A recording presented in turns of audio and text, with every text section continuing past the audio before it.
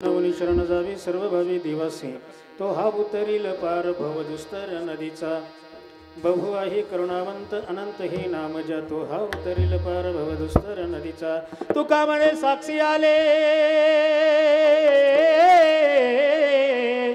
तुका म्हणे साक्षी आले तरी केले प्रगट तो हा उतरील पार भव दुस्तर नदीचा विठाला विठाला विठाला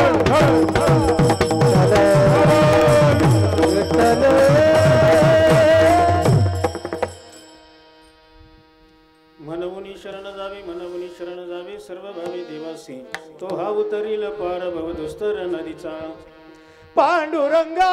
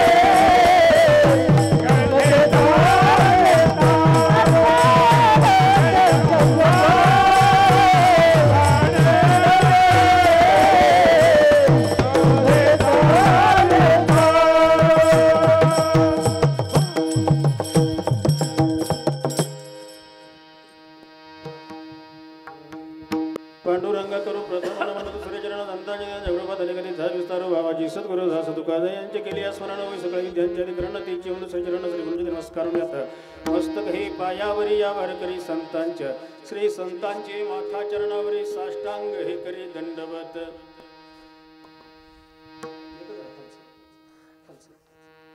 मनवुनी शरण जावी सर्व भावी देवासी तो हा उतरील पार भव दुस्तर नदीचा प्रस्तुत प्रसंगी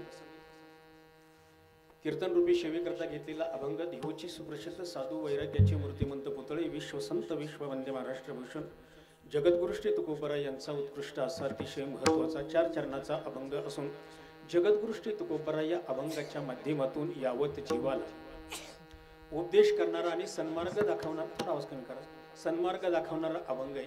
पण या अभंगाच्या माध्यमातून जगद्गुरु श्री तुकोबराय या भूतलावर परमार्थ क्षेत्रामध्ये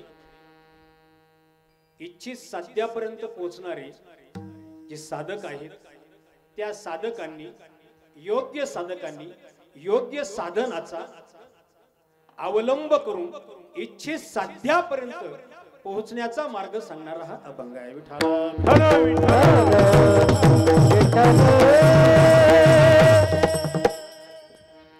कार्यक्रमाला सुरुवात करण्यापूर्वी थोडासा परिहार देणं हे वक्त्याचं कर्तव्य असतं. या महाराष्ट्र प्रांतामध्ये परमार्थ क्षेत्राचा आशिक असलेला नाशिक जिल्हा आणि परमपूज्य सद्गुरू जोग महाराज यांच्या पदस्पर्शाने नवे या भूतलावर सगळ्यात जास्त सानिध्य सद्गुरू जोग महाराजांचं जर कोणाला लागलं जर असेल तर विश्वाच्या पाठीवर इगतपुरी तालुक्याला लाभलं. आणि त्या इगतपुरी तालुक्यातील हे श्री क्षेत्र कुऱ्हेगाव सालवात प्रमाणे संपन्न होत असलेला हा अखंड हरिनाम सप्ताह याही वर्षी आपल्या सर्वांच्या अथक परिश्रमानं याही वर्षी 2025 साली तो मोठ्या थाटानं डौलानं दिमाखानं 35व्या वर्षामध्ये या अखंड हरिनाम सप्ताहानं पदार्पण केलं. आणि 35व्या अखंड हरिनाम सप्ताहातील आजचं 6व्या दिवसाचं कीर्तन रूपी पुष्प गुंफण्याकरता मी तुमच्या समोर उभा आहे. आणि त्या कीर्तन रूपी पुष्पाचा आस्वाद घेण्याकरता तुम्ही माझ्या समोर बसलेली आहात. विठाला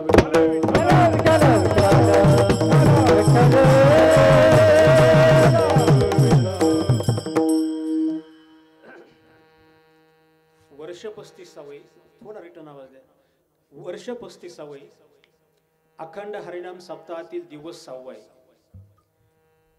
आणि आपल्या सर्वांच्या गावातील वयोवृद्ध भजनी मंडळ, युवक भजनी मंडळ, तरुण भजनी मंडळ, बाल भजनी मंडळ, महिला भजनी मंडळ सर्वांचा गावकऱ्यांचा विशेष सहभाग या अखंड हरिनाम सप्ताहामध्ये असतो. तुम्हाला धन्यवाद द्यावी तेवढी थोडीची.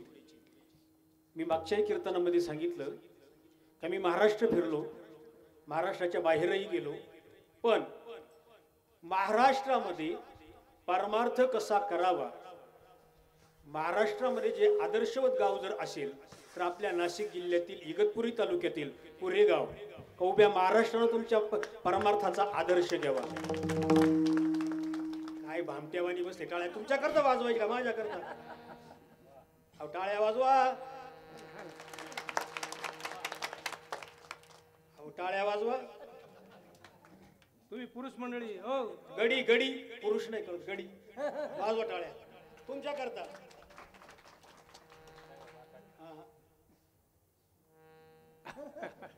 असू द्या काय अडचण नाही. विठाला विठाला.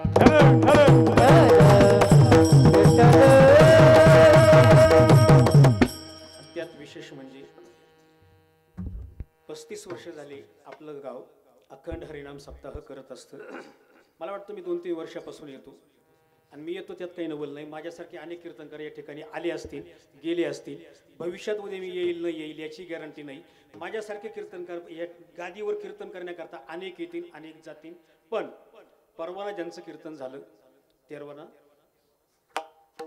वारकरी संप्रदायातली सासू म्हणून ज्यांना संबोधलं जातं असे आमचे तुमचे सर्वांचे परम आदरणीय, परम श्रद्धेय, महान तपोनिधी, वैराग्य मूर्ती, परम पूज्य गुरुवर्य माधव बाबा फुले, त्यांचं नाव सुद्धा आपल्या वाणीने शोभत नाही, पण ते ह्या गादीवर कीर्तन करून गेले. आणि रात्री त्याच तोडीतील महाराष्ट्रातील वैराग्य मूर्ती, हरिभक्तीपरायण तुकाराम बाबाजी येऊरकर हे या ठिकाणी कीर्तन करून गेले. या 2 महात्म्यांच्या पदस्पर्शानं पुनीत झालेली ही गादी आणि त्यांच्या नंतर माझ्यासारखा अगदी सर्वसामान्य माणूस कीर्तन करण्याकरता या ठिकाणी उभा आहे. वास्तविक पाहता कीर्तन अगोदर आमचे पाहिजे आणि नंतर महात्म्यांचे पाहिजे. म्हणजे झालंय कसं माहिती का, त्यांचे कीर्तन झालीत आणि नंतर माझ्यासारखा अतिशय साधारण माणूस, कारण त्यांच्या कीर्तनात टाळ घेऊन उभं राहण्याची सुद्धा माझ्यासारख्या त्यांच्या कीर्तनात टाळ घेऊन उभं राहण्याची सुद्धा पात्रता नवे लायकी माझी नाही. विठाला विठाला. असे मोठमोठे महात्मे जरा थोडं दमानं मोठमोठाले महात्मे या ठिकाणी कीर्तन करून गेलेले आहेत. त्यांच्या पदस्पर्शानं पुनीत झालेली ही गादी आहे आणि त्या गादीवर मी कीर्तन करण्याकरता आता त्यांच्यानंतर तुम्ही एक मिनिट ऐका. पंतप्रधानाचं भाषण झालं, राष्ट्रपतीचं भाषण झालं. आता पंतप्रधानाचं भाषण झाल्यावर राष्ट्रपतीचं भाषण झाल्यानंतर ग्रामपंचायतच्या सदस्यानं बडबड करण्यात काय अर्थ आहे का? झोपले का तुम्ही? पंतप्रधानाचं भाषण झालं, राष्ट्रपतीचं भाषण झालं आणि मग ग्रामपंचायतचा सदस्य उठला आणि बोला तुम्ही काहीतरी. बोलण्यात काय अर्थ आहे का? असे दोन मोठे महात्मे येऊन गेलेले आहेत या ठिकाणी. पण होता होईन तेवढा आपण भगवान पंडित पांडुरंग परमात्मा ज्ञानोबरायांच्या तुकोबारायांच्या निवृत्तीनाथ दादांच्या चरणावर सेवा समर्पित करण्याचा प्रयत्न करू आणि ते जशी बुद्धी देतील तसा अभंग सोडवण्याचा आपण प्रयत्न करू. थाला विठ्ठल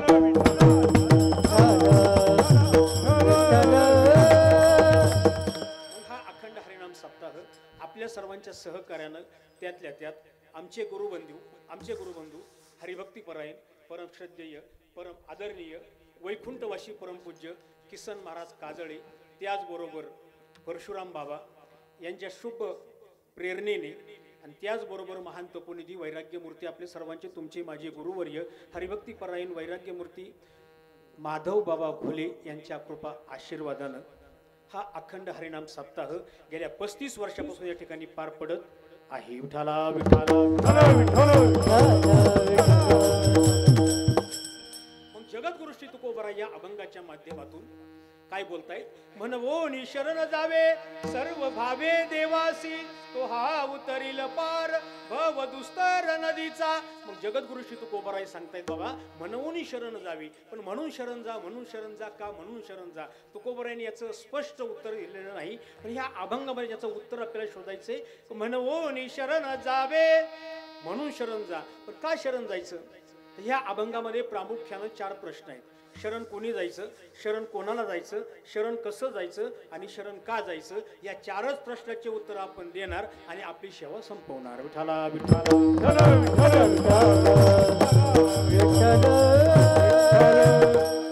शरण जायचं पहिला प्रश्न हा आहे, शरण जायचं कोणी, शरण जायचं कोणाला, शरण कसं जायचं आणि का जायचं. पहिला प्रश्न हा आहे, शरण जायचं ते कोणी शरण जायचं? तर ज्यांना ज्यांना नरदेहाची प्राप्ती झालेली आहे त्यांनी पंढरीधीश पांडुरंग परमात्म्याला शरण जायचं. पण त्यांनी शरण का जायचं? जन्माला आलेल्या प्रत्येकाला वाटतं आत्यंतिक दुःखाची निवृत्ती व्हावी, परमानंद सुखाची प्राप्ती व्हावी असं प्रत्येकाला वाटतं. पण आत्यंतिक दुःखाची निवृत्ती कोणाचीही आजपर्यंत झालेली नाही आणि परमानंद सुखाची प्राप्ती आजपर्यंत कोणालाही झालेली नाही.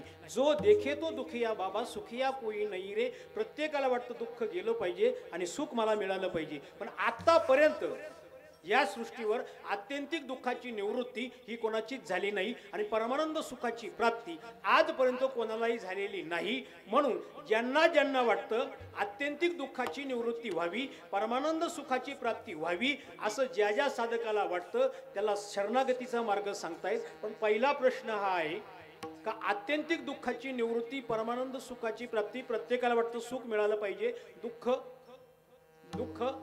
नको, दुःख गेलं पाहिजे, सुख मिळालं पाहिजे. पण या संसारामध्ये सुख नाही. सुख पाहता जवा पाडी आणि दुःख पर्वता, दुःख बांधवडी आहे हा संसार. सुखाचा विचार बरोबर आहे का नाही? संसार दुःखमुळे चहूकडे इंगळ, विश्रांती नाही कोठे रात्रंदिवस. संसार विषवृक्षस्य बेफले अमृतोपमम, कदाचित केशवम भक्तिस्तद भक्ते समागमः. संसार हा दुःखाचा आहे, बरोबर आहे का नाही? म्हणून आपण संसारामध्ये कितीही सुख शोधण्याचा प्रयत्न केला पण संसारामध्ये सुख नाही. सुख नाही कोठे? आलिया सुख नाहीच. मग सुख कोणाकडे आहे?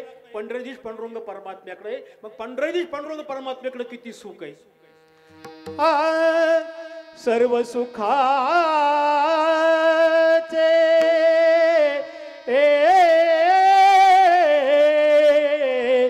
आगर, सर्व सुखाचे आगर. बाप रखुमा देवीवर सर्व सुखाचे आगर तो हा उभा.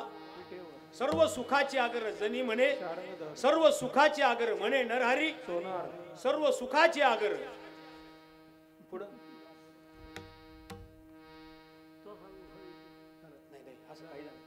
विठाला विठाला विठ्ठल विठ्ठल सर्व सुखाचे आगर बाप रखुमालीवर किंवा सर्व सुखाचे आगर तो हा उभा विटेवर.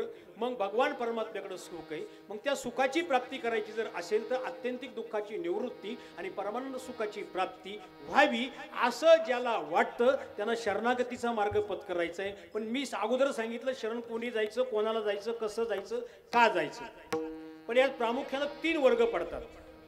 शरण कोणी जायचं? योग्य साधकानं योग्य साधनाचा अवलंब करून इच्छित साध्यापर्यंत पोहोचायचं. परत ऐका, योग्य साधकानं योग्य साधनाचा अवलंब करून इच्छित साध्यापर्यंत पोहोचायचं. मग योग्य साधक म्हणजे कोण? तर साधक म्हणजे तुम्ही आणि मी. ज्याला वाटतं आत्यंतिक दुःखाची निवृत्ती व्हावी, परमानंद सुखाची प्राप्ती व्हावी असं ज्याला वाटतं त्याला म्हणतात साधक. विठाला विठाला विठाला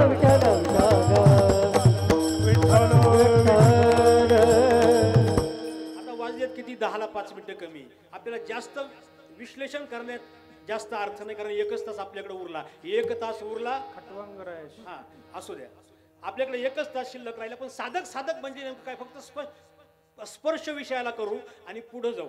ब्रह्म सत्यम जगन मिथ्यत्वेवं रूपो विनिच्छया स्वयं नित्या नित्य वस्तू विवेक समुदारुता विवेकिनो विरक्तस्य समाधी गुणशालिनः मुमुक्षुरेवहि ब्रह्म जिज्ञासा योग्यता मता. ज्याच्या अंगामध्ये विवेक, वैराग्य, शम, दम, तितिक्षा, श्रद्धा, समाधान एवढे लक्षणं ज्याच्या अंगी असतात त्याला म्हणायचं साधक. विठाला विठाला मग आद्यश्री शंकराचार्यांनी पहिलं लक्षण सांगत असताना पहिलं लक्षण सांगितलं विवेकाचं. ब्रह्म सत्यम जगन मिथ्यत्वेवं रूपो विनिच्छयाः स्वयं नित्य नित्य वस्तू विवेकः समुदारुता. या मृत्यू लोकापासून तर ब्रह्म लोकापर्यंत जे भोग आहेत ना, म्हणजे भोगत आपण असताना हे या कलियुगामध्ये ब्रह्म हे एकमेव सत्य आहे आणि हे जग हे असत्य आहे. या बोधावर जो येतो त्याला म्हणायचं साधक. विठाला विठाला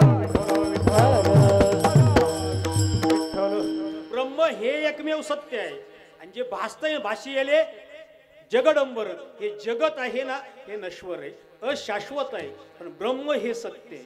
म्हणून जगद्गुरुश्री तुकोबरायांनी सांगितलं हे जगत जे आहे ना, जगत हे नाश पावणार आहे आणि हे ब्रह्म हे अविनाशी आहे. म्हणून जे नाश पावणार आहे त्याचा तुम्ही त्याग करा आणि जे अविनाशी आहे त्याचा तुम्ही स्वीकार करा. तुकोबरायांनी एका प्रमाणात सांगितलं.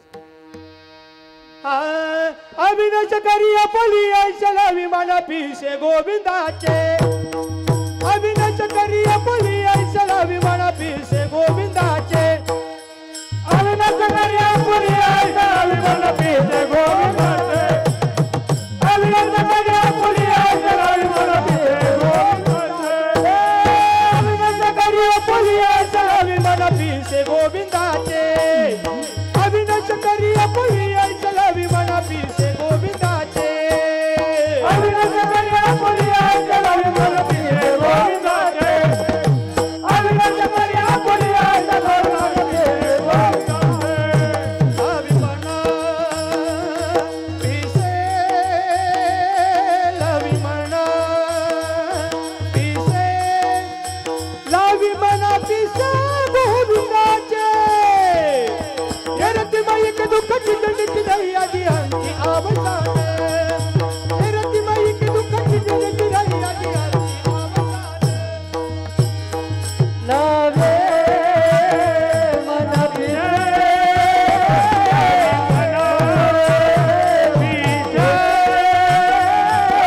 लावे मन पिसे गोविंदाचे.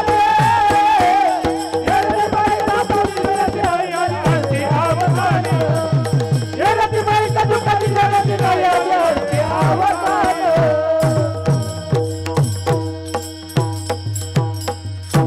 काय बोलले महाराज? अविनाश करिया पोली आयसे लावी मना पिसे गोविंदाचे. जे अविनाशी तत्व आहे ते आपलंस करा. अविनाशी तत्व आपलंस करा आणि जे विनाशी तत्व आहे ना त्याचा त्याग करा. विठाला विठाला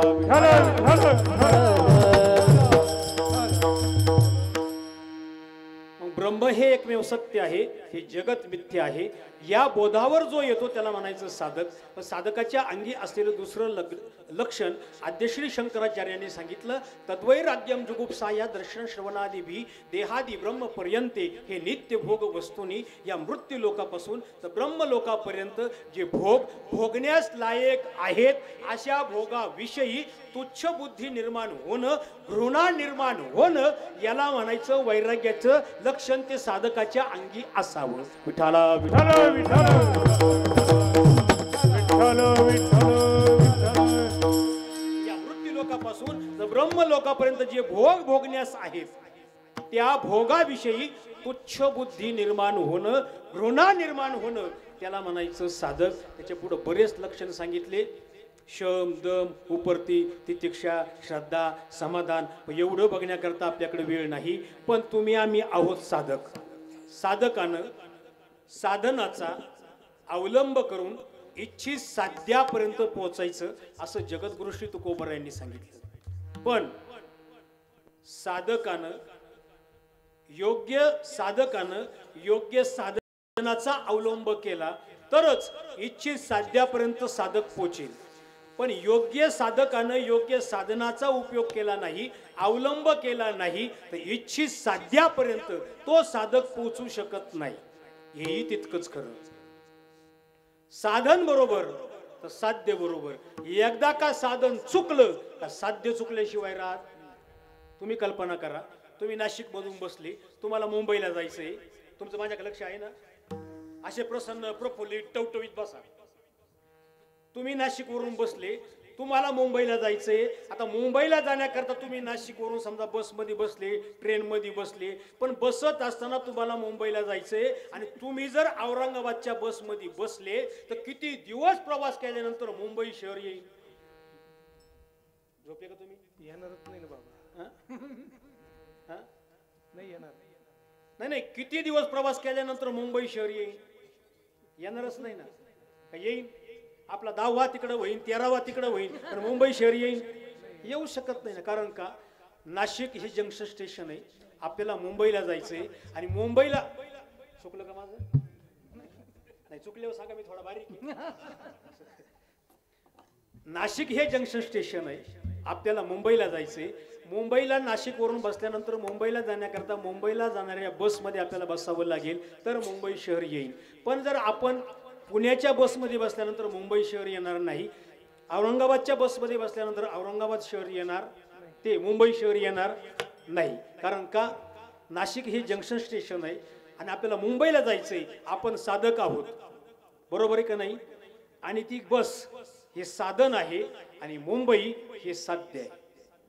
परत ऐका, आपण साधक आहोत. मुंबईला जाणारी बस हे साधन आहे. साधनात आपण साधकानं बसल्यानंतर मुंबईला जाणाऱ्या बसमध्ये बसल्यानंतर मुंबई शहर लागणार, म्हणजे साध्याची प्राप्ती होणार. पण आपण औरंगाबादला जाणाऱ्या गाडीत बसलं तर साधन चुकलं, साध्य चुकणार का नाही?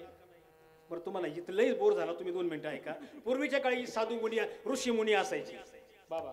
पूर्वीच्या काळी ऋषी मुनी असायचे. ते ऋषी मुनी गावात आले का गावात आल्यानंतर सगळे माणसं गरडा घालायचे, बाबा आले, बाबा आले, बाबा आले, बाबा आले, बाबा आले, बाबा आले, बाबा आले, बाबा आले, आले बाबा एकदाचे गावात. कुणी यायचं, बाबा जय हरी, बाबा जय हरी. रिद्धी सिद्धी प्राप्त झालेले बाबा त्या गावात आले. आता गावात आल्यानंतर संसारिक बाबा सगळे माणसं दुःखी दीन दुबळे. ते म्हणले, बाबा मुलीचं लग्न होत नाही. बाबांनी सांगितलं, काय अडचण नाही, एवढं नारळ घ्या आणि जा, मुलीचं लग्न होणार. दुसरा आला, बाबा 10वीची पेपर चालू आहे, मुलगा पास झाला पाहिजे. त्यांनी सांगितलं, हा नारळ घ्या, जा, मुलगा पास होणार. दुसरा एक जण आला, तो म्हणतो मुलीला मुलबाळ झाले पाहिजे. महाराजांनी सांगितलं, जगाच्या कल्याणात संतांच्या विभूती देह कष्टविती परोपकारे, हा नारळ घ्या आणि जा. दुसरा एक मुलगा आला, लाईनीत उभा, कोपऱ्याला उभा. तो असा उभा राहिला. असा उभा राहिल्यानंतर बाबाने विचारलं, बाळा तुझी अडचण नेमकी काय? तो म्हणतो, बाबा माझी दुसरी काहीच अडचण नाही, माझी फक्त एकच अडचण आहे. प्रत्येक माणूस इथं येतो, नारळ घेतो, निघून जातो. प्रत्येक माणूस इथं येतो, नारळ घेतो, निघून जातो. पण माझी एक समस्या आहे. बाबांनी सांगितलं, काय समस्या आहे? त्यांनी सांगितलं, एकच समस्या आहे, माझा फक्त एवढा प्रश्न आहे, तेवढा सॉल्व्ह करा. कोणता प्रश्न? बाबा मला मुलगा झाला पाहिजे, फक्त तुम्ही एकदा नारळ द्या. अरे बाबांनी सांगितलं, एवढंच ना? हा घे नारळ, पुढच्या महाशिवरात्रीपर्यंत तुला मुलगा होणार. हा नारळ घे, घरी जा. पण पुढच्या पुढच्या महाशिवरात्रीला मुलगा झाला का मुलाला घेऊन दर्शनाला ये. तुम्ही जागे आहे ना. नारळ बाबाने दिला, घरी गेला. घरी गेल्यानंतर शिवरात्रीच्या दिवशी हा एकटाच आला. बाबा जय हरी, बाबा जय हरी. बाबांनी सांगितलं जय हरी. ते म्हणले का हो, काय नाही मुलगा होत. ऐका हो, मुलगा होत नव्हता. मग नारळ घेऊन गेलतो, मग मी आलोय. बरं मुलगा, त्यांनी सांगितलं नाही. बाबांनी सांगितलं अरे रिद्धी शुद्धी प्राप्त झालेली मला, इतके दिवस लोकांना नारळ दिला, एकही नारळ फेल गेला नाही, तुला मुलगा झाला नाही. झाला. ते म्हणजे नेमकं झालं कसं बा. प्रत्येकाची अडचण सॉल्व्ह होती, तुझी झाली कशी नाही. प्रत्येकाला काही ना काही गुण आला, तुला गुण आला कसा नाही. पण बाबांनी सांगितलं एक काम कर, सगळ्यांना नारळ दिला, प्रत्येकाला गुण आला, पण तुला गुण आला नाही ना, दुसरा नारळ पुन्हा तुला देणार नाही. तू एक काम कर, तुला 100% मुलगा होणार. तू पळत पळत घरी जाय आणि तुझ्या बायकोला घेऊन ये. तुझ्या बायकोच्या ओटीत मी नारळ घालतो, पुढच्या महाशिवरात्रीपर्यंत नक्की मुलगा होईल. त्यांनी सांगितलं महाराज तुम्ही सगळं सांगा, फक्त तेवढं सांगू नका. माझी बायको इथं येऊ शकत नाही. काय येऊ शकत नाही? अरे तुला मुलगा पाहिजे ना बाबा, मुलगा पाहिजे ना, बायकोला घेऊन इथपर्यंत ये. त्यांनी सांगितलं महाराज सगळं करा, माझी बायको इथपर्यंत येऊ शकत नाही. बाबांना सांगितलं तुझी इथपर्यंत येऊ शकत नाही ना, मी तर घरी येऊ शकतो ना, मी घरी येतो. चाल, तुझ्या बायकोच्या ओटीत मी नारळ घालतो. तो म्हणतो बाबा माझी बायको इथं येणं शक्य नाही आणि तुम्ही घरी येऊन माझ्या बायकोच्या ओटीत नारळ टाकणं शक्य नाही.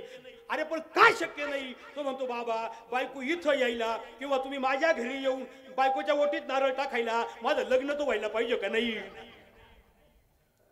बहादूर, याचं अजून लग्नच झालं नाही आणि बाबाला म्हणतो माझा नारळ द्या, मला मुलगा झाला पाहिजे. आता ऐका, बायको हे साधन आहे आणि मुलगा हे काय आहे? साध्य आहे. साधन बरोबर तर साध्य बरोबर, पण एकदा साधन चुकलं का साध्य चुकल्याशिवाय राहतं का? नाही. म्हणून साधकानं योग्य साधनाचा अवलंब करून इच्छित साध्यापर्यंत पोहोचायचं. मग शरण जायचं कोणी? तुम्ही आणि मी. बरं आपणच शरण का जायचं? जो देखे तो दुखी या बाबा, सुखी या कोई नाही रे. बरोबर आहे का नाही? प्रत्येकाला वाटतं सुख मिळालं पाहिजे, सुख मिळालं पाहिजे, सुख मिळालं पाहिजे, सुख मिळत नाही. म्हणून आपण सुखी होण्याकरता आपण शरण जायचं. कोणी शरण जायचं? आपणच शरण जायचं. बरं पहिला प्रश्न आपला धावतात, 10:15 वाजत आले, पहिला प्रश्न संपला. कारण का? आपल्याला वाटतं सुख पाहिजे, सुख मिळत नाही. मग सुख कुठं आहे? त्या पांडुरंग परमात्म्याकडे सुख आहे. पण घडीभर हा विषय बाजूला राहू द्या. शरण जायचं कोणी? तुम्ही आणि मी, किंवा ज्याला नरदेहाची प्राप्ती झाली त्यानं शरण जायचं. दुसरा प्रश्न हा आहे, शरण जायचं कोणाला? शरण कोणी जायचं? ज्याला नरदेहाची प्राप्ती झाली त्यानं शरण जायचं. पहिला प्रश्न संपला. शरण जायचं. दुसरा प्रश्न, शरण जायचं कोणाला? हा दुसरा प्रश्न. या मृत्यू लोकामध्ये 33 कोटी देव सांगितले. 33 कोटी, पण कोटी हा संस्कृत शब्द आहे. कोटी म्हणजे प्रकार. 12 आदित्य, 11 रुद्र, 8 वसु आणि 2 अश्विनी कुमार. त्याच्यामध्ये आपला देव आहे कोणता? पांडुरंग परमात्मा, विठ्ठल परमात्मा. तो आपला देव आहे. कारण विठ्ठल विठ्ठल म्हणजे नेमकं काय? वि तारो विधाताय, ठ कारो नीलकंठ, ल कारो लक्ष्मीकांत इति विठ्ठल नामाभिधी येते. ब्रह्म, विष्णू आणि महेश तिघांचा मिळून जो अवतार झालेला आहे त्याला म्हणायचं विठ्ठल. आणि तो विठ्ठल कुळीचे दैवत. नाटाचा एक अभंग आहे, विठ्ठल कुळीचं दैवत आहे. आपण त्या देवाला शरण जायचं. पण त्या देवाला शरण जात असताना बाकीच्या देवांना त्यांनी सांगितलं नाही, बाकीच्या देवांना शरण गेलंच पाहिजे असं काहीच नाही. विठ्ठल कुळीचं दैवत आहे. एका विठ्ठलाला शरण गेलं का तुम्ही ब्रह्म, विष्णू, महेश, देवी, आदिमाया शक्ती सगळ्यांना शरण गेल्यासारखंच आहे. फक्त विठ्ठलाला शरण जा. मग का हो? विठ्ठलाला शरण जायचं, पण विठ्ठल नेमका कुठं आहे? कुठं आहे तो? नेमका कसा आहे याचं थोडस स्वरूप. आणि मग संत महात्म्यांनी सांगितलं तो कुठं आहे, तो कसा आहे, त्याचं थोडक्यात एका मिनिटामध्ये स्वरूप सांगतो. हा सुंदर ते ध्यान, सुंदर ते ध्यान,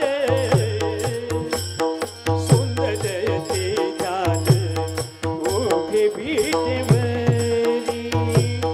सुंदर ते ध्यान, सुंदर ते ध्यान,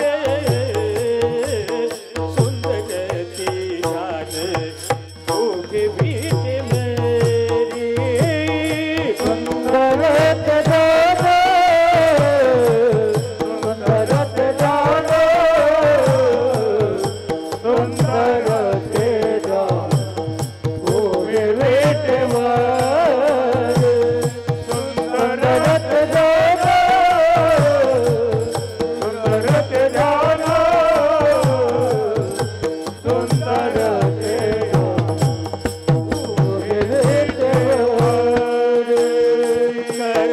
करकटवरी ठेवूनिया करकटवरी ठेवूनिया ठेवूनिया ठेवूनिया ठेवूनिया तुळसी हार गळा तुळसी हार गळा तुळसी हार गळा कासे पीतांबर तुळसी हार गळा तुळसी हार गळा तुळसी हार गळा कासे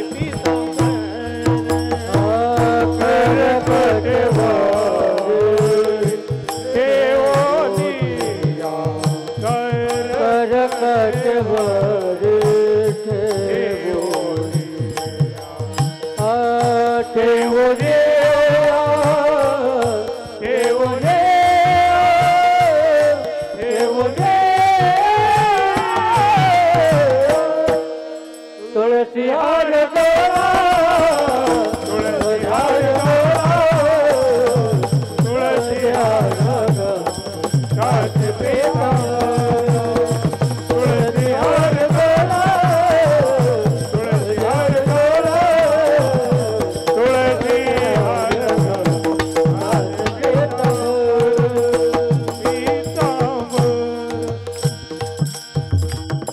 परमात्मा कसा आहे सुंदर ते ध्यान उभे विटेवरी कर कटावरी ठेवोनिया तुळसी हार गळा कासे पितांबर आवडे निरंतर हेची ध्यान मकर कुंडले तळपती श्रवणी कंठी कौस्तुभ मणी विराजित मग तो परमात्मा असा आहे.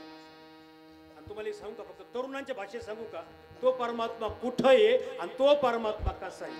तरुणाच्या भाषेत बरं का वारकऱ्यांची माफी मागू आय दुरल देशीचा बहु आवडीचा दुरल देशीचा दुरल देशीचा बहु आवडीचा दुरल देशीचा बहु आवडीचा दुरल देशीचा बहु आवडीचा दुरल देशीचा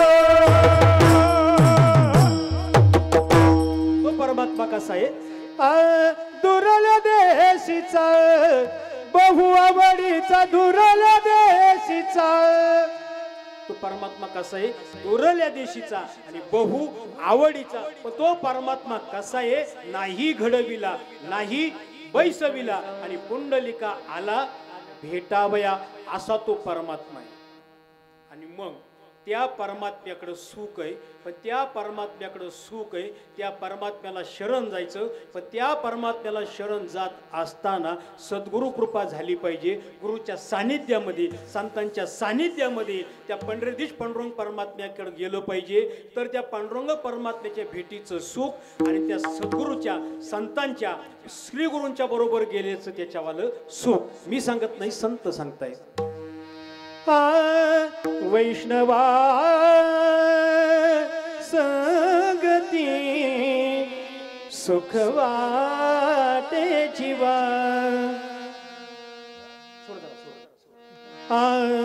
आणि कमी देवा काही नेरी वैष्णवा संगती सुख वाटे जीवा आणि कमी देवा काही ने आणि कमी देवा काही ने मग शरण जायचं कोणाला पांडुरंग परमात्म्याला जायचं. कोणाच्या संगतीमध्ये जायचं वैष्णवांच्या संगतीत जायचं. शरण जायचं कोणाला पंढरीधीश पांडुरंग परमात्म्याला. तिसरा प्रश्न शरण जायचं कसं. विठाला विठाला विठाला विठाला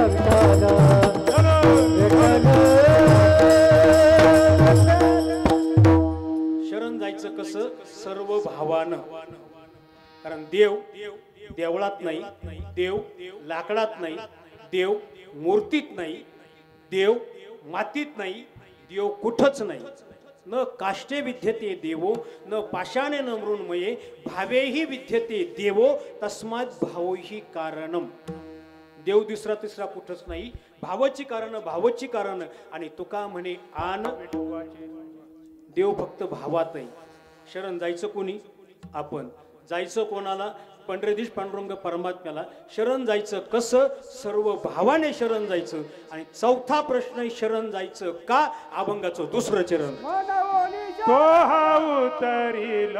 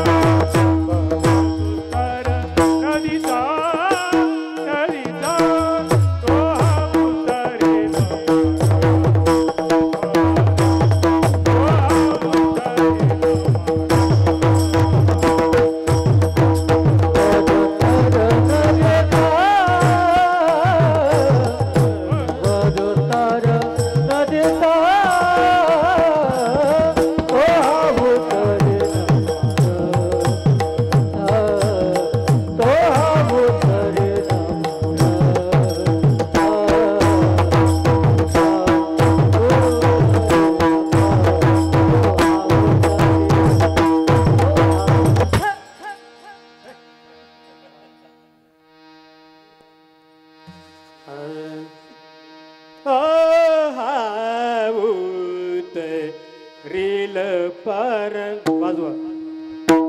कोणता आले? तो टाळ नाही, ताल कोणता? तो हाऊत रील पर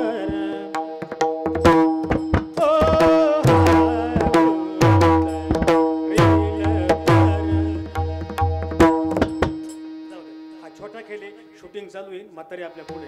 विठाला विठाला विठाला. शरण जायचं कोणी? आपण. शरण जायचं कोणाला? देवाला. शरण जायचं कसं? सर्व भावाने. आणि शरण जायचं का? तो हा उतरील पार आणि भव दुस्तर नदीचा. आजपर्यंत संसार रूपी भवसागर कुणीच पार करून जाऊ शकलं नाही. पण तो पार करायचा जर असेल तर तो हा उतरील पार. कोण? तो हा विठ्ठल बर्वा. तो हा माधव. तो हा उतरील पार. शरण जायचं जर असेल तर पंढरीधीश पांडुरंग परमात्म्याला शरण जायचं. कारण का? तो हा उतरील पार. तुम्हाला एक सांगू, आजपर्यंत अनेक माणसं किती जन्म झाला फेरा गणित नाही जी दातारा पडिलो आवर्ती भोवरा बहु थोरा वळसिया. आपण किती वेळा जन्माला आलो, किती वेळा मेलो, याचं गणित आतापर्यंत कोणाला करता आलेलं नाही. गर्भवासाचं दुःख आपण किती दिवस भोगलो याला कोणालाही सांगता येणार नाही. पण गर्भवासाचं दुःख आणि बायका मुलांचा संसार आतापर्यंत तो हा आपण पार करून जाऊ शकलो नाही. म्हणून तो हा उतरील पार भव दुस्तर नदीचा. जन्म मृत्यूचा भवसागर किंवा गर्भवासाचा भवसागर तरुण जायचं जर असेल तर पंढरीधीश पांडुरंग परमात्म्याला शरण गेल्याशिवाय गत्यंतर नाही. विठाला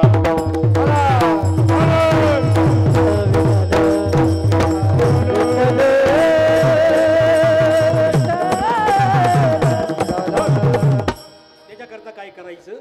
मनवोनी शरण जावे सर्व भावे देवासी, म्हणून शरण जायचं, सर्व भावाने शरण जायचं. कारण का? तो हा उतरील पार भव दुस्तर नदीचा. मग शरण जायचं म्हणजे नेमकं काय? दुसरं काहीच करायचं नाही, फक्त पंढरीजी पांडुरंग परमात्म्याचं नामचिंतन करायचं, पंढरीजी पांडुरंग परमात्म्याची भक्ती करायची. काही माणसं म्हणतील महाराज जन्माला आल्यापासून तर मरेपर्यंत संसारच करतोय, भक्तीच करतोय, पण बायका मुलांचा संसार करत असताना आमच्याकडं एवढा वेळ नाही. आणि मग तुकोबरांनी सांगितलं तुमच्याकडे वेळ नाही ना, तुम्हाला भक्ती करायची आहे ना, तुम्हाला नामस्मरण करायचं आहे ना, तुम्हाला मी मधला मार्ग सांगतो. तुम्हाला भक्ती करायची आहे ना, नामस्मरण करायचं आहे ना, तो हा उतरील पार, तुम्हाला भवसागर तरून जायचंय ना, तुमच्याकडे वेळ नाही ना, मग मी तुम्हाला मधला मार्ग सांगतो. कोणता? हाय कामामध्ये कामे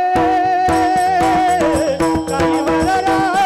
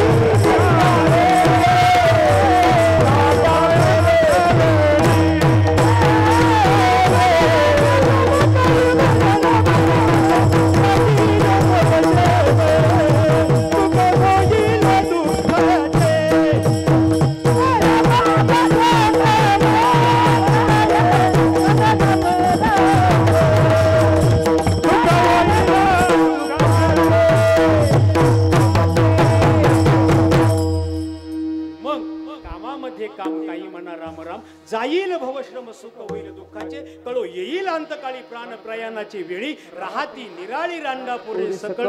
तुम्हाला भक्ती करायची वेळ भेटत नाही ना, कामामध्ये काम करा. विठाला विठाला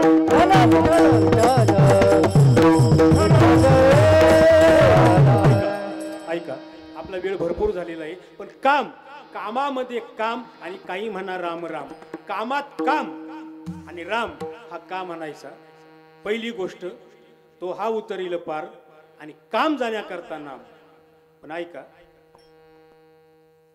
तो हा उतरील पार आणि काम जाण्याकरता नाम, काम जाण्याकरता राम. पण ऐका, नामाशिवाय आजपर्यंत कोणाचाही काम गेलेला नाही. पण आपल्यासारख्या सर्वसामान्य माणसाच्या कामात अनर्थ आहे आणि मोठ्याच्या कामात अर्थ आहे. जास्त खाली येऊन मी सांगू शकत नाही. आपल्या कामात बरं बाबा, जास्त खाली येऊन सांगायचं माझं वय नाही, पण आपल्या कामात अनर्थ आहे आणि मोठ्याच्या कामात अर्थ आहे. आपला काम जागृत जर झाला तर अनर्थच करणार, पण मोठ्याचा काम जागृत जर झाला अनर्थ करत नाही, त्यात तो अर्थ दडलेला असतो. विठाला विठाला.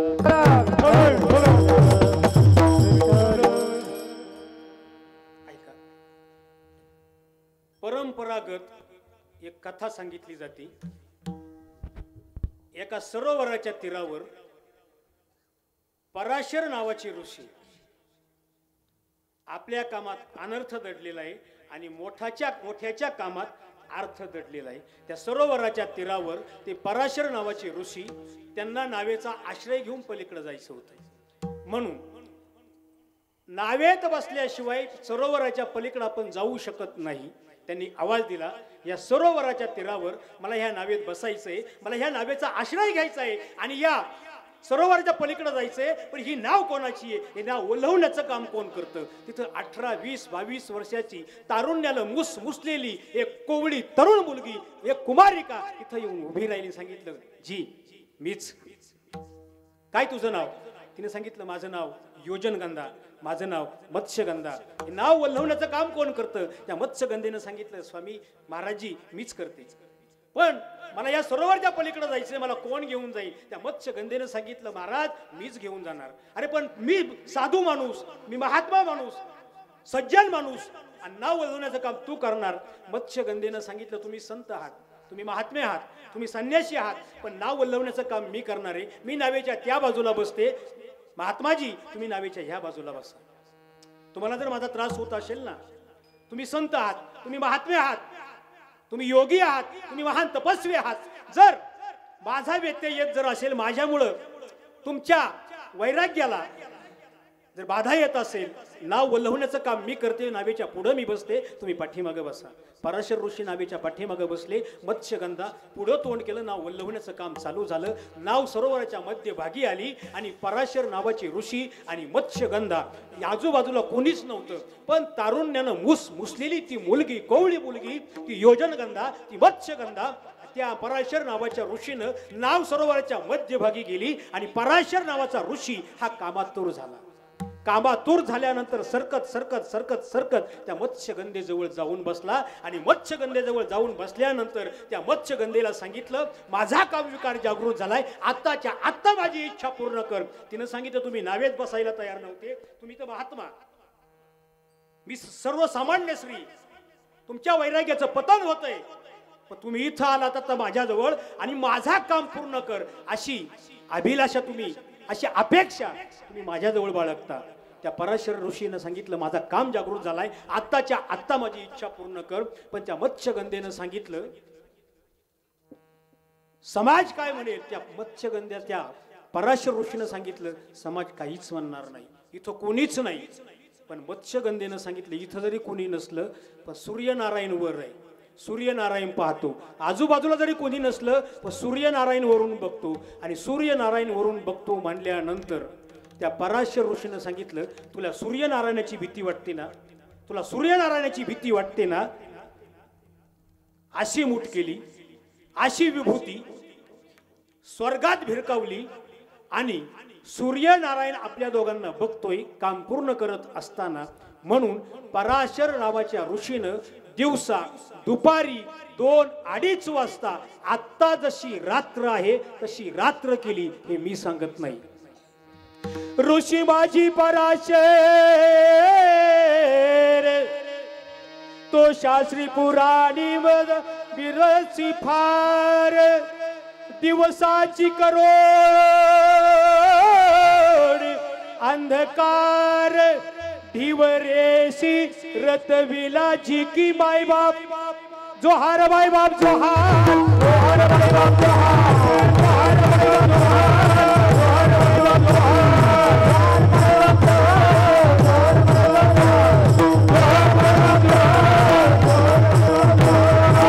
जोहार माय बाप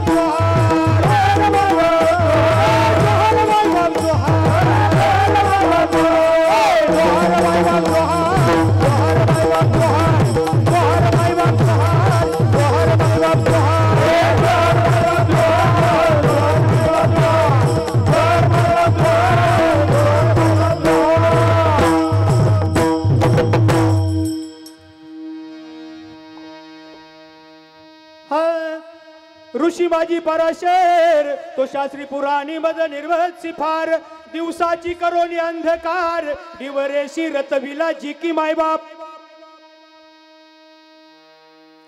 आणि मग त्या मत्स्यगंधेनं सांगितलं, मी कुमारिक आहे. पराशर ऋषीनं सांगितलं तू 9 पळानं प्रसूत होशील, तुझं कौमार्य भ्रष्ट होणार नाही.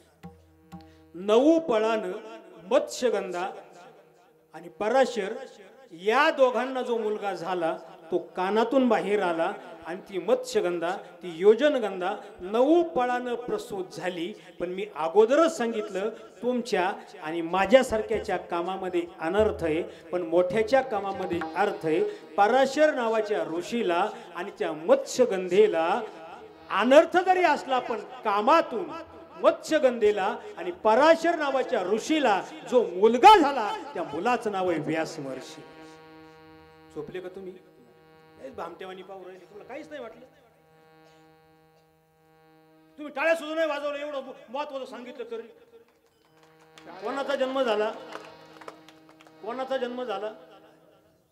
तुमच्या आणि आमच्या कामामध्ये अनर्थ आहे, पण पराशर नावाचे ऋषी आणि मत्स्यगंधा यांना कोण मुलगा झाला? व्यास महर्षी. म्हणून हे ग्रंथ आपल्याकडे. पण ही कथा इथं संपली नाही. पराशर नावाचे ऋषी आणि मत्स्यगंधा त्यांची काम क्रीडा देवर्षी नारदांना पाहिली. देवर्षी नारद बाल ब्रह्मचारी, पण त्यांची काम क्रीडा पाहिली. काम विकार बळावला, काम जागृत झाला आणि त्यांनी सांगितलं आत्ताच्या आत्ता लग्न करणार, आत्ताच्या आत्ता लग्न करणार, आत्ताच्या आत्ता लग्न करणार. आता तुम्ही एक सांगा, आता देवर्षी नारदाला बाल ब्रह्मचार्याला रामचंद्र बाबा आत्ताच्या आत्ता लग्न करणं शक्य आहे का? आहे का? आत्ताच्या आत्ता चांगल्या चांगल्याला भेटणार आंटीनेवाल्याला देवर्षी नारदाला चांगल्या चांगल्या पोरांना भेटणार. देवर्षी नारद आत्ताच्या आत्ता लग्न करणार, आत्ताच्या आत्ता लग्न करणार.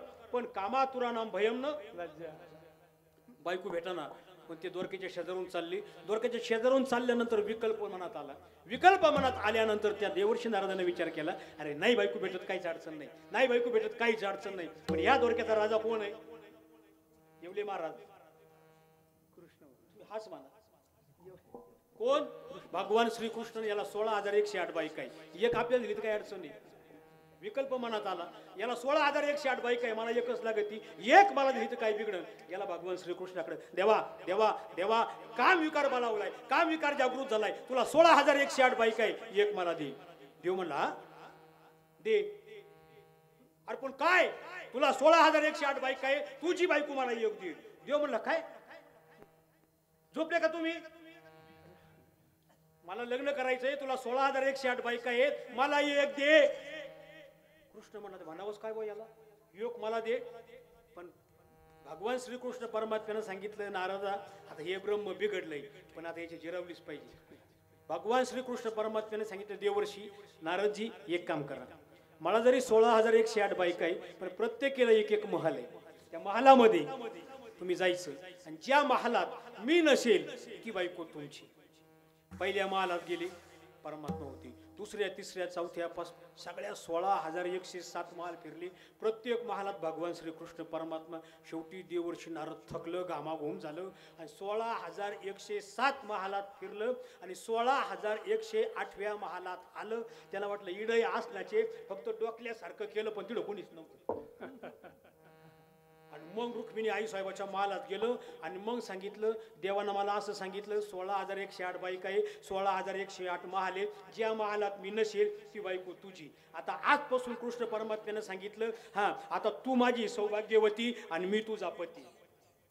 रुक्मिणी आई साहेबांनी सांगितलं देवर्षी तुम्ही तर देवर्षी, मी देवाची बायको अजिबात नाही. बाईक सांगायचंच काही नाही. मला कृष्णानं सांगितलंय 16,108 बाईक आहे, 16,108 महाल आहे, ज्या महालात मी नसेल ती बायको तुमची. पण तिने सांगितलं अरे पण मी बाकीचं सांगायचंच नाही, ज्या महालात मी नसेल ती बायको तुमची. आता मी तुझा पती आणि तू माझी सौभाग्यवती. रुक्मिणी आई साहेबांनी विचार केला आता याची सटकली. आणि मग रुक्मिणी आई साहेबांनी सांगितलं एक काम करा, तुमच्या बरोबर लग्न करायला तयार आहे, पण आमच्या धर्मात अशी पद्धत आहे नवरदेवानं एका सरोवरात आंघोळ करायची आणि मग तुम्ही माझे पती आणि मी तुमची सौभाग्यवती. चला. नारद घोलून घोलून सरोवराच्या तीरावर नेलं. कपडे काढले कपडे, लंगोट राहू द्या, ठेवला. जा सरोवरात आंघोळ करा. आंघोळ करायला शेंडी इतका देवर्षी नारद खाली गेले आणि शेंडीसह बुडाले. आणि शेंडीसह वर येत असताना अगोदर शेंडी अशी केली आणि तोंड असं केलं आणि तोंड असं करत असताना देवर्षी नारद तोंडावरून खाली आले आणि परत पाण्यात गेले.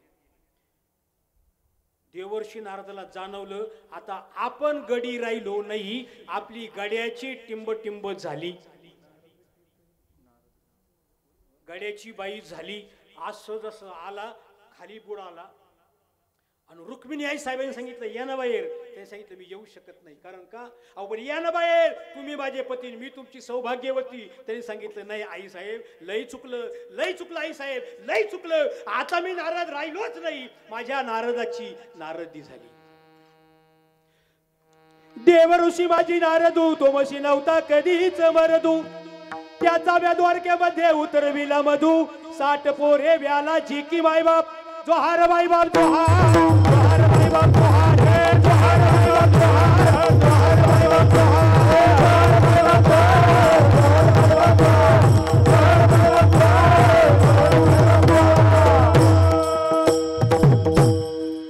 गड्याची बाई झाली, नारदाची नारदी झाली. आणि त्या नारद रूपी नारदीला त्या ठिकाणी असणारे धीवर त्या नारद रूपी नारदीला रथ झाले. आणि त्या नारद रूपी नारदीला 60 पोरं झाले. 60 पोरे व्याला जिकी मायबाप. आपण जे म्हणतो ना 60 संवत्सर, ते नारदाची पोरं आहेत. विठाला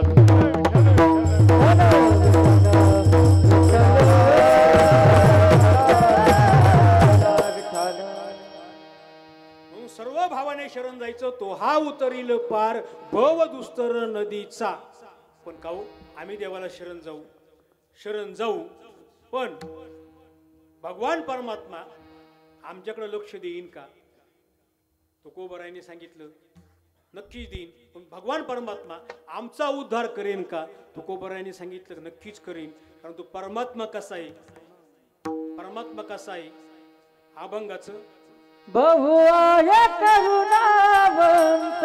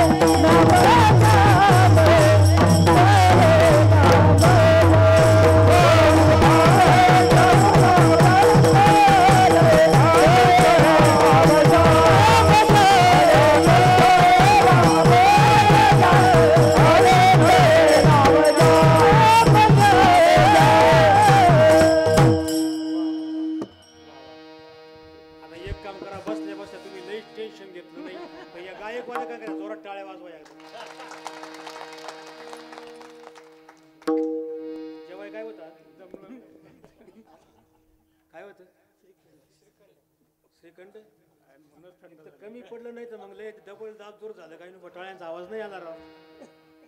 ही शान आहे आपल्या सत्तेची. जोरात वाजवा. असं तुम्हाला एक सांगू का फक्त एवढं फुकटचं आहे त्यांना तुमच्या टाळ्या दुसरं काहीच नाही. आणि ते तुमच्या टाळ्या या गायक वादकांकरता प्रेयर नाही. बरोबर आहे का नाही महाराज? पखवाद वाजवणं एवढं सोपं नाही. तुम्हाला सांगू तुमची माफी मागून मी स्वतः संगीत विशारद आहे. मला गायन वादन तुम्ही मला फक्त दिंडीतच पाहिलं पण गायन वादन आणि नृत्य या 3 कलांनी जो परिपूर्ण असतो नृत्यासह तो संगीत विशारद होतो. ताल स्वर आणि लय ताल स्वर आणि लय गायन वादन आणि नृत्य या बऱ्याच भानगडी असतात. मी नेहमी सांगत असतो काय ते काय काय राग गातो नाना काय गातो ते कळी ना काय प्रमाण असायचे ना जर ते कळे ना बरोबर. मग तुम्ही एक सांगा पहाटी पहाटी पहाटी 4 वाजता राग कोणता गायचा?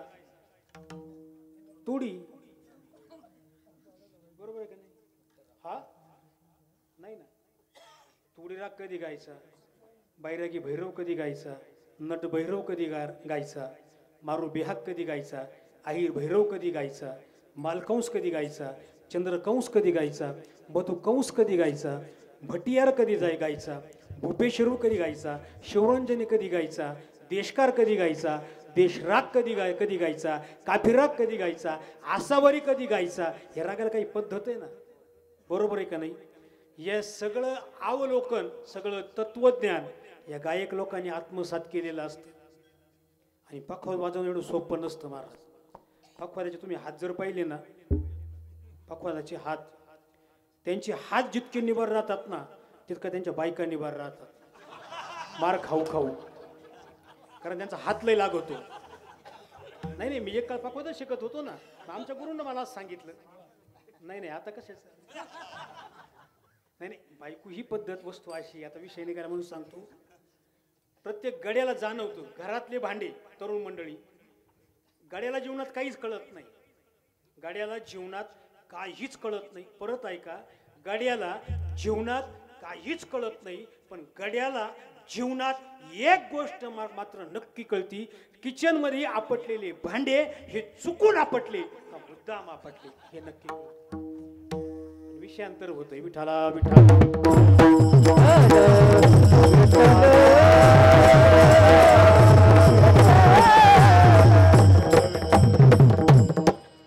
काही नाही फक्त त्यांच्या घरात टाळ्या वाजवत जा काही अडचण नाही. वाटत पाकिट थोडं कमी भरा पण टाळ्या वाजवा. त्यांना त्यांना माझ्या त्यांना विठाला विठाला काय बोलले महाराज? बहु आहे करुणावंत अनंत हे नाम ज्या. त्या परमात्म्याला बहु करुणावंत आहे तो आणि त्या परमात्म्याला अनंत असे नाव आहेत. कारण का अनंत रूपे अनंत वेशी देखिले म्या त्याशी पाप रखमा देवरे खून बांधली कैशी. कारण भक्ता करता त्या परमात्म्यानं भिन्न भिन्न वेगवेगळे अवतार त्या परमात्म्याने धारण केलेले आहेत. आपण फक्त मोजके 2-3 अवतार सांगू या चरणावर आणि आपली सेवा संपू. विठाला बहु आहे करुणावंत अनंत हे नाम ज्या. मग भगवान परमात्मा किती करुणावंत आहे. फार पूर्वीच्या काळी पुराणामध्ये अशी कथा आलेली आहे का देवश्रमा नावाचा एक ब्राह्मण देवश्रमा नावाचा ब्राह्मण त्याची धर्मपत्नी पण तिची धर्मपत्नी इतकी कर्कशा भाऊ इतकी कर्कशा इतकी खास्ट इतकी भांडकुदळ एवढी भांडायची ती देवश्रमा नावाच्या ब्राह्मणाची बायको पती बरोबर भांडायची. ती वैतागून गेलो बरं माणूस सगळं सहन करतो. आता कीर्तन रंगात आलं एकमेकाला खुणवायला लागलं मला लगेच कळतं. कारण सगळ्यांचं तोंड माझ्याकडे पाठीमागचं दिसत पण मला सगळं दिसतं ना. बायको भांडकुदळ भेटली पण ती काय करायची माहिती का? ती पती बरोबर भांडायची शेजाऱ्याबरोबर भांडायची गावकऱ्यात भांडायची गलीतल्या बायांसंगही भांडायची शिवातल्या बायांसंगही भांडातली गावातल्या बायांसंगही भांडायची. बरं तो देवश्रमाना नावाचा ब्राह्मण वैतागून गेला हो. तिनं सांगितलं बाई नीट तरी वाग बाई नीट तरी वाग. बरं बरं एवढं सांगणं काही गुन्हा आहे का? ती त्याच्याबरोबर भांडायची, पार वैतागून गेलं बाबा, पार वैतागून गेलं. आणि मग त्या ब्राह्मणानं सांगितलं की कोणत्या जन्मातलं पाप, आणि अशी बायको पदरात भेटली. तो तिला म्हणतो, देवश्रामा नावाचा ब्राह्मण, मला वाटतं दुसरी बायको करावा आणि पितरांच्या ऋणातून मुक्त व्हावा, पण तुझ्या भीतीपोटी मी दुसरं लग्नही करू शकत नाही. तरी ती भांडायचीच. आणि तो ब्राह्मण इतका वैतागला, तो तिला म्हणतो, असं वाटतं दुसरं लग्न मरू द्या, असं पळत पळत जावं, आत्महत्या करावा आणि विहिरीतच उडी टाकावा, असं तो ब्राह्मण तिला म्हटला. आणि तू म्हटल्यानंतर आता चोर तो चोर आणि वरून शिरजोर. तिला इतका राग आला, माझ्यामुळं आत्महत्या करता, माझ्यामुळं आत्महत्या करता, माझ्यामुळं आत्महत्या, माझ्यामुळं. ती पळत पळत गेली आणि तिनं बिनधाशा विहिरीत उडी टाकून दिली. जशी उडी टाकली बाबा तशी मेली. बरं मेली, पण मेल्यानंतर पती छळाचं कपट आणि पती छळाचं पाप तिच्या मानगुटावर बसलं. 15 वर्ष बाबा, 15 वर्ष ती राक्षसनीच्या योनीत गेली. राक्षसीन झाली 15 वर्ष. आणि त्या विशाखापट्टणम या भागामध्ये 15 वर्ष तिनं काढली. 15 वर्ष काढल्यानंतर पुन्हा मारवाड प्रांतामध्ये आली आणि एका शेडजीच्या देहात प्रविष्ट झाली. त्यांनी काय केलं माहिती का? मारवाड प्रांतामध्ये आल्यानंतर त्या निशाचरीला बाहेर काढण्याकरता कृष्णा आणि वेणी या संगमावर स्नान घातलं त्या शेठजीला. आणि त्या निशाचरीला बाहेर काढलं आणि उत्तरेकडे दामटून दिलं. आता उत्तरेकडे दामटून दिल्यानंतर ती पुन्हा ती राक्षसी राहू लागली. पण ऐका, राहू लागल्यानंतर ती निशाचरी काय करायची माहिती का? काय करायची? सारखी इकडून तिकडं, तिकून इकडं, इकडून तिकडं, तिकून इकडं सारखी फिरायची. पण फिरत असताना मी देवश्रमा ब्राह्मण सांगितलं, माफ करा, धर्मदत्त नावाचा ब्राह्मण, धर्मदत्त. पण तो धर्मदत्त ब्राह्मण असा होता, भल्या पहाटे उठायचा. धर्मदत्त ब्राह्मण भल्या पहाटे उठायचा. आणि उठल्यानंतर कार्तिक स्नान जर चालू असलं, बरं का बाबा तुकाराम बाबा, आपण कार्तिक स्नान का करतो ऐका. कार्तिक स्नान करत असताना, महाशिवरात्र करत असताना, माघ महिना असला, श्रावण महिना असला का तो धर्मदत्त ब्राह्मण सगळं पूजा विधी करायचा. पण एक दिवस कार्तिक स्नान करत असताना त्या धर्मदत्त ब्राह्मणाला ती निशाचरी आडवी आली भल्या पहाटे. आता आडवी आल्यानंतर हा ब्राह्मण थोडा बाजूला झाला, तिचा विटाळ नको, ब्राह्मण माणूस तिचा विटाळ नको म्हणून तो थोडा बाजूला झाला. पण बाजूला झाल्यानंतर कळशीतलं पाणी थोडं पडलं आणि कळशीतलं पाणी पडल्यानंतर थोडं त्या राक्षसी शनीच्या अंगावर उडालं. आता उडाल्यानंतर पवित्र पाणी त्या राक्षसीच्या अंगावर पडलं आणि पडल्यानंतर तिला पूर्वजन्मीची स्मृती झाली आणि खाली बसली, गुडघे टेकवले, हात जोडले. त्या धर्मदत्त ब्राह्मणाच्या पुढं गयावया करायला लागली. गुरुजी ब्रह्मदेवता, मी पूर्वीच्या जन्माची अशी पती छळाचं पातक माझ्या मानगुटावर बसलंय. कृपा करून तुमच्या कळशीतलं पाणी माझ्या सर्वांगावर पडलंय आणि आता मला पूर्वजन्मीची स्मृती झाली. आता मला योग्य मार्गदर्शन करा आणि याच्यातून माझी मुक्तता करा. त्या धर्मदत्त ब्राह्मणाला त्या निशाचरीची दया आली. सांगितलं काही अडचण नाही.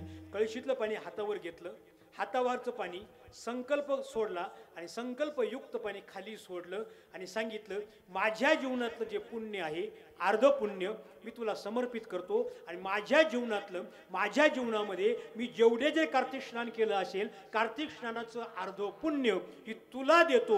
आणि संकल्प सोडला. त्या धर्मदत्त ब्राह्मणाच्या जीवनातलं निम्म अर्ध पुण्य, निम्म अर्ध कार्तिक स्नानाचं पुण्य संकल्प सोडला आणि तिला देऊन टाकलं. तिला देता क्षणी, संकल्प सोडता क्षणी त्या निशाचरीची सुंदर स्त्री तयार झाली, अप्सरा तयार झाली आणि स्वर्गातून वैकुंठावरून त्या अप्सरेला नेण्याकरता विमान आलं वैकुंठावरून आणि सांगितलं, आम्ही विष्णूचे दूत आहोत, भगवान विष्णू तुमच्याकडे निरोप पाठवलाय. या निशाचरीला, या राक्षसनीला आजपर्यंत कोणीच मुक्त केलं नसतं, पण कार्तिक स्नानाचं अर्ध पुण्य तुम्ही दिलं, तुमच्या आयुष्यातलं निम्म पुण्य तुम्ही दिलं, म्हणून हिचा उद्धार झाला. पण विष्णूच्या दूतांनी त्या धर्मदत्त ब्राह्मणाला सांगितलं, भगवान विष्णू माझ्याकडं आमच्याकडं तुम्हाला एक निरोप सांगण्याकरता पाठवले. तो निरोप तुमच्यापर्यंत पोहोच करतो. हिचा जर तुम्ही उद्धार केला नसता तर जन्मोजन्मीचा उद्धार झाला नसता, पहिली गोष्ट. पण हिचा उद्धार तुम्ही केला. तुमच्या आयुष्यातलं अर्ध पुण्य तुम्ही तिला दिलं. तुमच्या आयुष्यातलं कार्तिक स्नानाचं अर्ध पुण्य तुम्ही तिला दिलं. तुमचं पुण्य कमी झालेलं नाही. भगवान महाविष्णूनं सांगितलं अर्ध पुण्य कमी न होता 100 पटीनं ते तुमचं पुण्य अधिक वाढलेलं आहे. आणि भगवान श्री महाविष्णू या निशाचरीला मुक्त केल्यामुळं, चांगली सद्गती प्राप्त केल्यामुळं भगवान महाविष्णू तुमच्यावर इतके खुश झाले, इतके खुश झाले, इतकी तुमच्यावर त्यांनी करुणा केली आणि त्यांनी माझ्याकडे निरोप पाठवला. विष्णुदूत सांगतायत धर्मदत्त ब्राह्मणाला तुमच्यावर भगवान महाविष्णू इतके खुश झाले, त्यांचा निरोप तुमच्याकडे पोहोचवतोय. ऐका, हे युग संपेल आणि हे युग संपल्यानंतर पुढचं युग हे त्रेतायुग लागेल. आणि त्रेतायुग लागल्यानंतर या पुण्यामुळे भगवान परमात्मा तुमच्यावर खुश झाले आणि पुढच्या त्रेतायुगामध्ये भगवान तुमच्या पोटी जन्म घेणार आहेत. ते युग संपलं, त्याच्या पुढचं युग लागलं त्रेतायुग आणि भगवान तुझ्या पोटी जन्माला येणारे. म्हणून अगोदरच्या जन्मातला तो धर्मदत्त, पण ऐका, त्या धर्मदत्ताला 2 बायका होत्या. धर्मदत्त ब्राह्मण मरण पावला, त्याच्या दोन्ही बायका मरण पावल्या. त्रेतायुगामध्ये पुन्हा धर्मदत्त नावाचा ब्राह्मण, त्याच्या दोन्ही बायका पुन्हा अवताराला आल्या. आणि मागच्या जन्मातला धर्मदत्त ब्राह्मण त्रेतायुगामध्ये भगवान परमात्मा पोटी येणार. म्हणून कार्तिक स्नानाचं इतकं अगाध पुण्य आहे का तो धर्मदत्त नावाचा ब्राह्मण त्रेतायुगामध्ये राजा दशरथ म्हणून जन्माला आला. नुसता राजा दशरथ म्हणून जन्माला आला नाही, त्याच्या ज्या 2 धर्मपत्न्या होत्या ना, त्याही त्या राजा दशरथाच्या पत्न्या झाल्या. त्या पत्न्यांचं नाव आहे, एकीचं सुमित्रा आणि एकीचं कौसल्या. पण जी राक्षसी उदक सोडलं, जिवंत केली, ती सुद्धा त्रेतायुगामध्ये राजा दशरथाची 3री बायको झाली. ती निशाचरी, तिचं नाव कैकई. बहु आहे करुणावंत आणि अनंत हे नाम ज्या. विठाला विठाला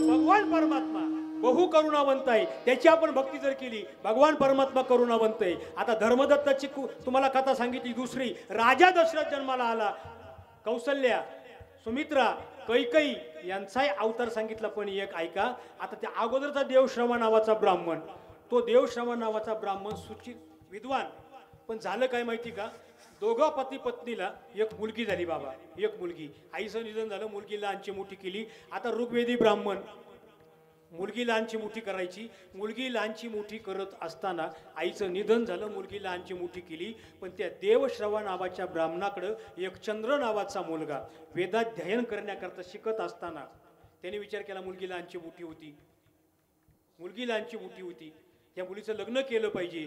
त्या मुलीचं नाव होतं गुणवती.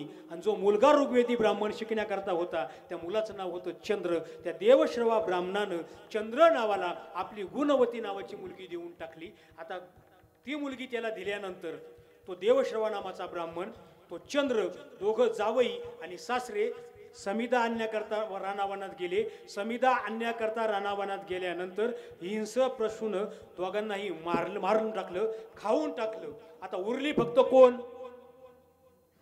गुणवती. आईचं निधन झालं, पतीचं निधन झालं, पित्याचं निधन झालं. उत्तर क्रिया पार पाडली आणि उत्तर क्रिया पार पाडल्यानंतर विरक्त अशी राहू लागली. कोण, गुणवती. ती सुद्धा कार्तिक स्नान करायची, महाशिवरात्र, सोमवार सगळे व्रत वैकल्य करायची. पण एक दिवस सगळे व्रत वैकल्य करत असताना भल्या पहाटे, भगवान विष्णूची पूजा करत असताना भल्या पहाटे ज्वरानं फणफणली, तापानं फणफणली, गंगेवर स्नानाला गेली आणि तिथंच पडली. तिथंच पडल्यानंतर भगवान परमात्मा प्रसन्न झाले. कारण तुका म्हणे पतिव्रता आणि तिची देवावरी सत्ता.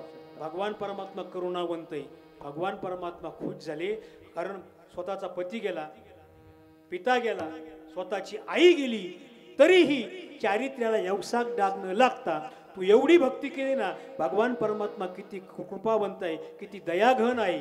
ऐका, ती मरण पावली आणि तिला दुसरा जन्म जो दिला, दुसरा जन्म त्या भक्तीच्या जोरावर भगवान परमात्मा खुश झाला आणि त्या गुणवतीला दुसरा जन्म द्वापार युगामध्ये भगवान श्रीकृष्ण परमात्म्याला 16,108 बायका होत्या. पण गुणवतीनं अशी भक्ती केली का भगवान श्रीकृष्ण परमात्म्याच्या 16,108 बायकापैकी सत्यभामा नावाच्या बायकोचा मान त्या गुणवतीला मिळाला. बहु आहे करुणावंत आणि अनंत हे नाम ज्या. तुका म्हणे पतिव्रता, पतीही तसाच पाहिजे. जो पतिचंद्र नावाचा मरण पावला तो द्वापार युगामध्ये अक्रूर नावाना जन्माला आला. विठाला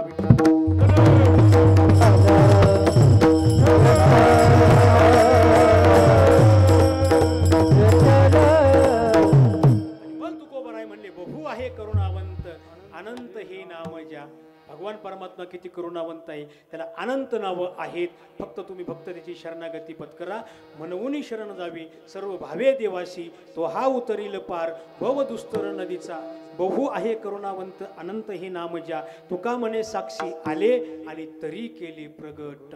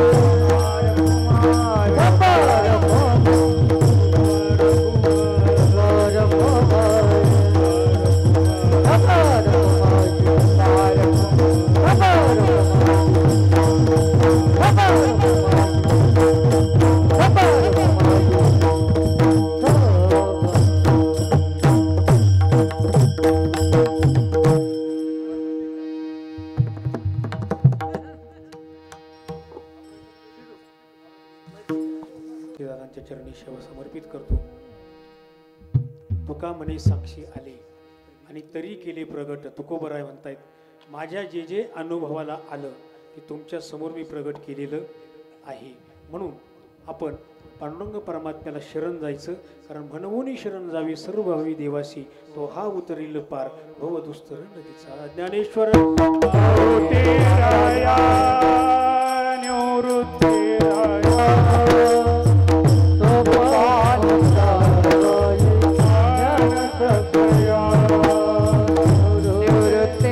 Yeah.